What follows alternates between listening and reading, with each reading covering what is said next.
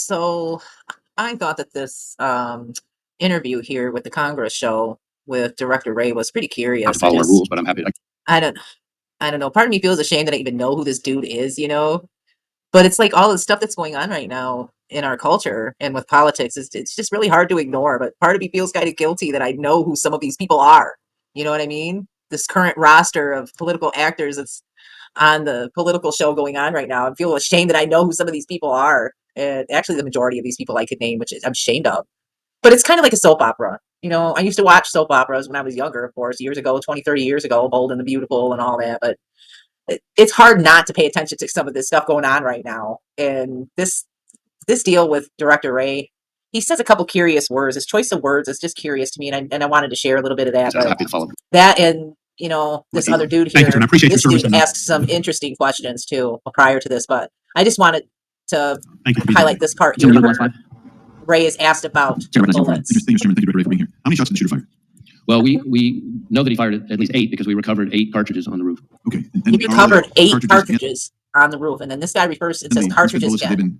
You know how many there are? Do you account for all of those?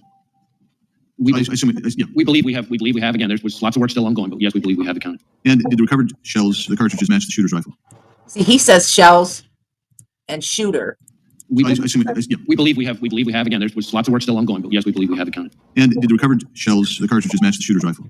The shells are. I mean, there's a difference. Okay, and I know this is being just silly. Okay, some of you might be thinking, well, this is just absolutely silly, but really, I mean, he comes right out and he says, he's asked directly how many bullets did the shooter shoot, and he comes out and he says that they found 8 cartridges. Thank you, Chairman. Thank you, Director Ray, for being here. How many shots did the shooter fire? Well, we know that he fired at least 8 because we recovered 8 cartridges on the roof. Okay. And 8 cartridges on the roof. Okay. Now I understand Director Ray is probably not some kind of ammunition expert, and I'm not an ammunition expert either, folks. Just let me clear that air right there. Okay. I'm not by any means any kind of an ammunition expert. I'm just curious about the choice of words. Because like I stated, because I'm repetitive, I'll say it again. I'm not an ammunition expert, but I do know the difference between a cartridge and a casing and a shell. Okay. Know that he fired at least 8 because we recovered 8 cartridges on the roof. 8 cartridges on the roof. Okay. And I know you guys seen that. It probably seems silly to some of y'all. I understand that, but there is a difference. Cartridges and the unspent bullets, have they been? You know how many there are? How many cartridges or unspent bullets? Like, he kind of tries to correct himself because this dude probably knows the difference between a cartridge and just a casing. And that at a crime scene where shots have been fired, when you are investigating a crime scene and shots have been fired, you are not necessarily looking for cartridges, because if there were cartridges, then that would imply that those bullets were never fired. So if you are investigating a crime scene that involves spent bullets or fired bullets, fired ammunition, then if you are trying to determine how many shots were fired, then you would be looking for casings, not cartridges. And I know y'all seem that it seems to y'all that that's just weird, and I'm talking like Biden now, but it's just curious to me. Cartridges and the unspent bullets, have they been? You know how many there are? Do you account for all of those? We believe we have. We believe we have. Again, there's lots of work still ongoing, but yes, we believe we have accounted. And did the recovered shells, the cartridges, match the shooter's rifle? And again, shells versus cartridges. Yes. And you conducted analysis that confirms that? Well, we work with ATF, but yes, so some of the work has been divided up. And how many shells, casings were recovered from the location of the counter? See, now he says it. He says it properly. How many shells, casings? Well, we work with. And did the recovered shells, the cartridges, match the shooter's rifle? My recollection is yes. And you conducted analysis that confirms that? Well, we work with ATF, but yes, so some of the work has been divided up. And how many shells, casings were recovered from the location of the counter snipers? I'm sorry, I couldn't hear the last part. From the counter snipers location. That I don't have the answer, at least here at my fingertips. That I find kind of curious too, that they don't know how many casings were found around the sniper's location. But I know that y'all think that's just silly. And, but there is a difference though. There's a difference between a casing and a cartridge. A casing is the outer container, or the shell, as the one dude referred to it as, that holds the components of a cartridge together. It is typically made of brass, steel, or aluminum, and is designed to withstand the pressure and heat generated by the firing of a cartridge, which is a separate thing than a casing.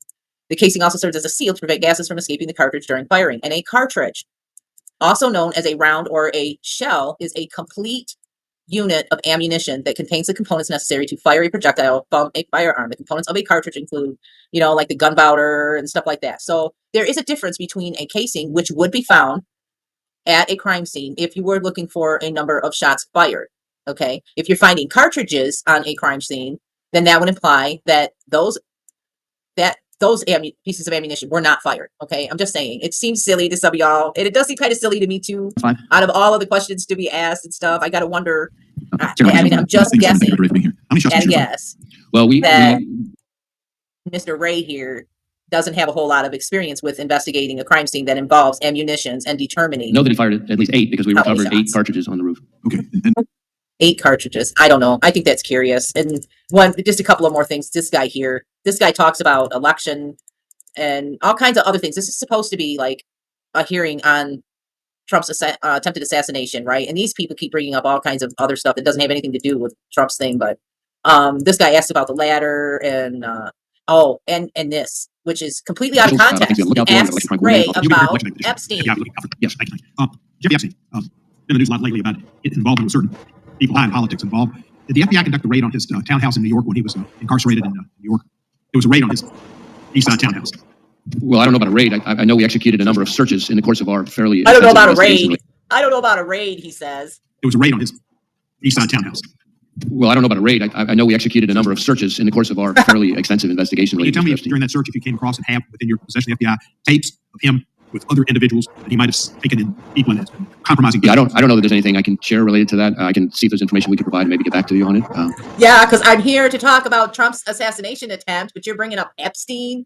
I mean, that just seems kind of interesting. And then this dude goes into stuff about election integrity and ensuring that people are going to be safe when they're out there voting. So he's like attempting to build this see if there's information we can provide and maybe get back to you on it. That we're not going to be safe when we go out to vote. So I'm wondering if they aren't going to like escalate this crisis, these current crises and chaos that we got going on to a point where they're going to like use that as a justification to mail out millions of more freaking ballots.